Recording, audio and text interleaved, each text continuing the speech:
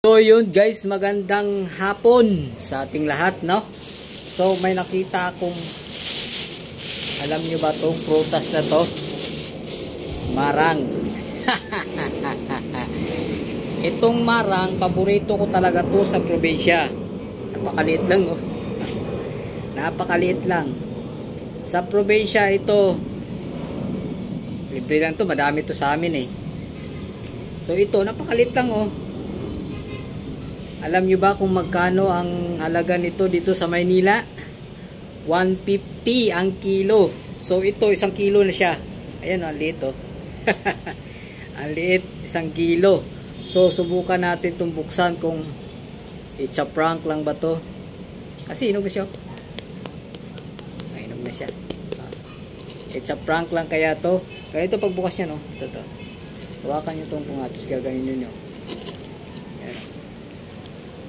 Ayan. Okay siya. Pero maliliit yung ano. Maliliit to. Kasi maliit naman talaga siya na ano. Maliit na marang. Siguro kaya nga siguro maliliit yung ano niya. Laman. Ito. Ito yung buto niya. Ayan. Ito yung kinakain, no?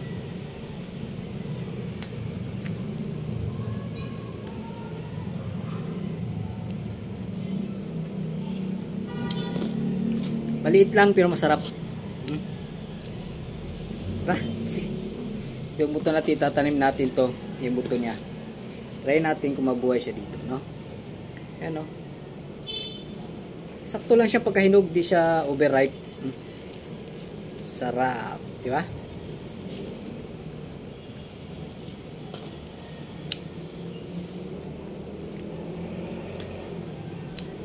Alam nyo ba guys, itong marang sa probinsya to, inuulam ko pa to sa kanin.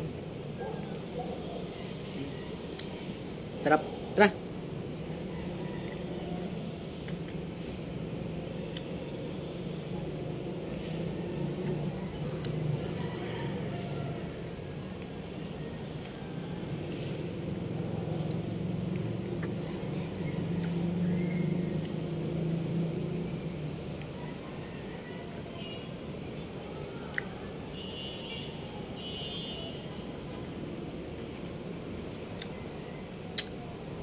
Sarap. Good siya, goods.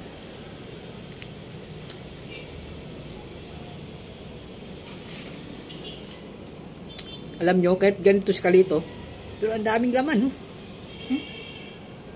Dami. Daming laman.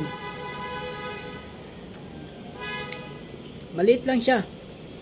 Pero ito kasi yung mga masarap na marang, yung ano siya, kung sa amin niya, ano siya, evergreen, yung green siya. Yung iba kasi pula o yellow. Pero ito green.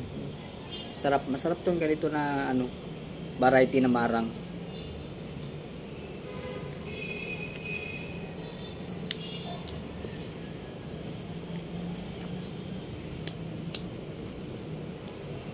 Sarap.